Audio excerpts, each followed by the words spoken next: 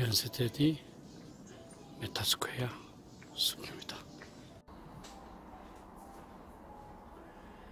안녕하십니까. 한일 관계에 대해서 다시 한번 제 의견을 말씀드리고자 합니다. 우리 속담에 가만히 있으면 50점이라는 말이 있습니다. 그러나 가만히 있거나 일부 국민들의 반일 감정을 회피하는 말을 하는 것은 정치적 편의주의, 즉 political correctness라고 합니다. 이것은 국가의 녹을 먹은 사람이나 또는 지식인들이 해야 할 일은 아니라고 봅니다. 누누이 말씀드렸지만 한국에는 일본과 대결하자는 사람도 있어야 되지만 일본과 친밀하자는 사람도 있어야 되고, 이 두 가지 입장을 국민 여러분들께서는 허용해 주셔야 합니다. 그래야 활발한 토론이 있어서 최선의 결론이 나올 수 있기 때문입니다. 제가 일본 관계에 대해서 말씀드리는 것은 제가 현 사건에 대해서 피상적으로 하는 건 아닙니다. 제가 나름대로 한국과 일본 간의 안보 협력 또는 관계에 대해서 적지 않은 논문을 작성을 했습니다. 그 과정에서 나름대로 발생한 그런 시각을 바탕으로 하고 있다는 것을 말씀드립니다. 한일 관계 관련해서 가장 핵심적인 질문은 무엇이겠습니까? 바로 국가 이익입니다. 그리고 어떤 정치인이 맞느냐 틀렸냐 하는 것은 어떤 것이 국가 이익에 기하는 것이고 어떤 것이 감정이 아닌 이성에 기반하는 것인가, 여기에 기준을 두어야 된다고 생각합니다. 저는 현재 한일 간에 발생하는 여러 가지 문제 또는 불협화음이 그렇게 되어야만 하는 어떤 사정이 있어서가 아니라 일부 정치인이 일부 국민들의 반일 감정에 편승한 결과라고 저는 봅니다. 예를 한번 들어보겠습니다. 2012년 8월 10일 이명박 대통령은 헬기를 타고 독도를 갑작스럽게 방문했습니다. 그러고 나서 며칠 후 천황이 방문하더라도 통속의 염과 같은 이상한 단어를 갖고 오지 마라, 그렇게 이야기를 했습니다. 그것은 일본 사람들의 자존심을 무참히 짓밟았고 결국 한일 관계가 급격히 악화되었습니다. 그 당시에 대통령의 지지율 상승 이외에 이명박 대통령의 독도 방문을 정당화시킬 수 있는 일은 없었습니다. 일부 정치인들은 한일 간의 군사정보 보호협정이 논의될 때 그것을 을사늑약에 비교하기도 했습니다. 군사정보 보호협정은 서로가 비밀을 교환할 때 적절하게 유출되지 않도록 잘 관리하자는 약속에 불과합니다. 이것은 대부분의 국가끼리 맺고 있는 일상적인 협정입니다. 2016년 12월 저희들은 일본과 맺었습니다. 그러고 나서 3년 가까이 지나고 있습니다. 지금 우리의 자주권이 일본한테 뺏기고 우리한테 심각한 문제가 일어났습니까? 저는 일부 정치인들이 일부 국민들의 반일 정서에 부응하기 위해서 그런 말을 했다고 생각을 합니다. 문재인 정부는 박근혜 정부가 나름대로 고민해서 일본과 합의한 위안부 합의, 그것을 중대한 흠결이 있다고 부정했습니다.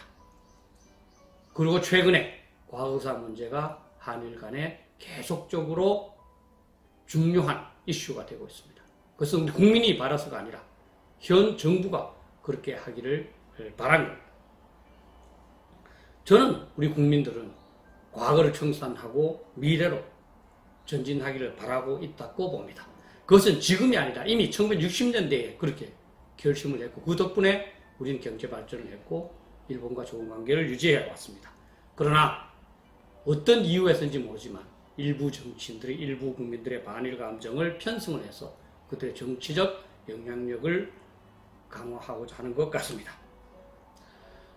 책임 있는 정치인이나 책임 있는 지식인이라면 북한 핵위협부터 우리 국가를 방어하는 데 있어서 한일 협력이 필요하기 때문에 저는 국민들을 오히려 설득해야 된다고 생각합니다.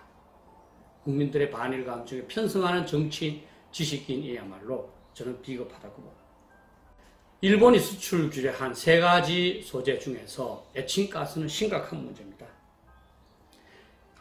전문가에 의하면 에칭가스는 화학무기 제조 또는 핵무기 제조에도 사용될 수 있다고 합니다.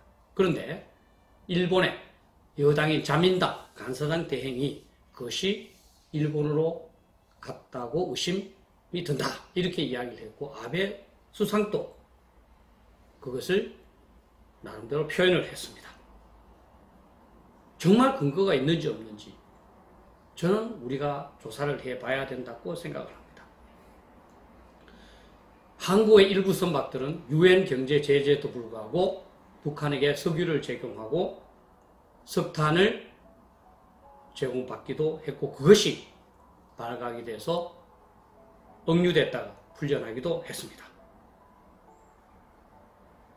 또 2018년 12월 20일 한국의 광개토 대왕함이 일본의 초계기에 레이더, 사격 통제용 레이더를 조사했다고 일본이 비판을 했습니다.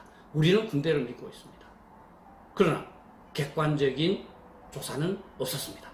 군이 아닌 감사원을 비롯한 외부 전문가에 의해서 우리 해군을 면밀하게 다시 조사하고 일본에까지 가서 일본의 자료를 열람한 다음에 객관적인 결론을 냈었어야 합니다.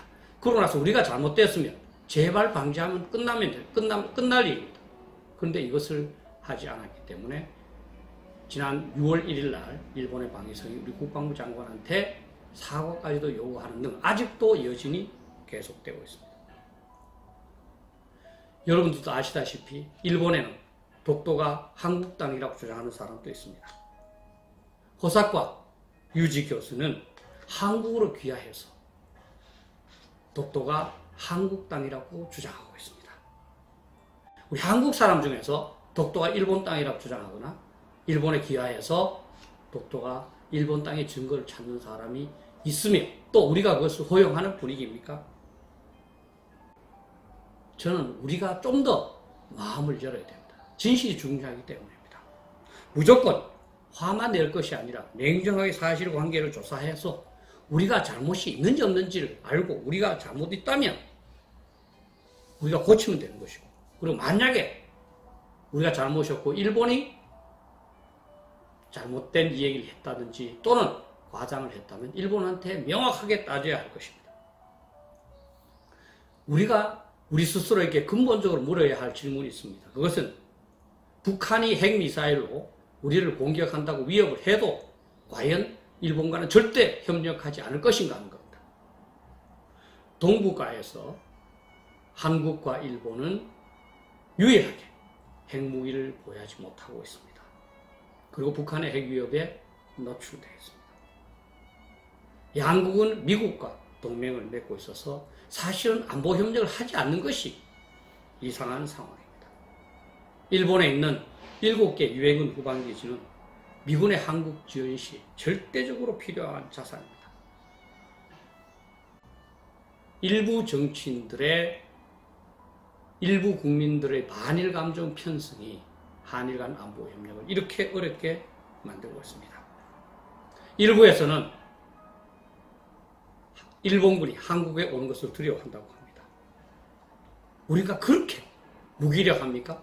그럼 첫째는 우리는 더욱 자강해서 일본이 침략하더라도 일본군을 무찌를 수 있는 힘을 기르는 데 노력을 해야 합니다. 둘째는 지금처럼 적대적인 관계를 유지하는 것보다는 우호적인 관계를 유지하는 것이 일본의 침략을 예방하는 데 효과적입니다. 셋째는 한미일 안보협력을 통해서 미국으로 하여금 일본이 그러한 행동을 못하도록 하는 것이 유리합니다. 우리는 걱정만 하고 잘못된 불길한 것을 예상만 하고 그에 필요한 아무런 조치도 취하고 있지 않는 것인지 한번 자문해 봐야 된다고 봅니다. 저는 한일 관계에 대해서 다음과 같은 방향을 우리가 가져야 된다고 봅니다. 경제나 역사 차원에서 한일 관계를 인식할 것이 아니라 이제는 안보 차원에서 한일 관계를 인식해야 되고 일본을 평가하고 일본과의 관계를 유지해야 합니다.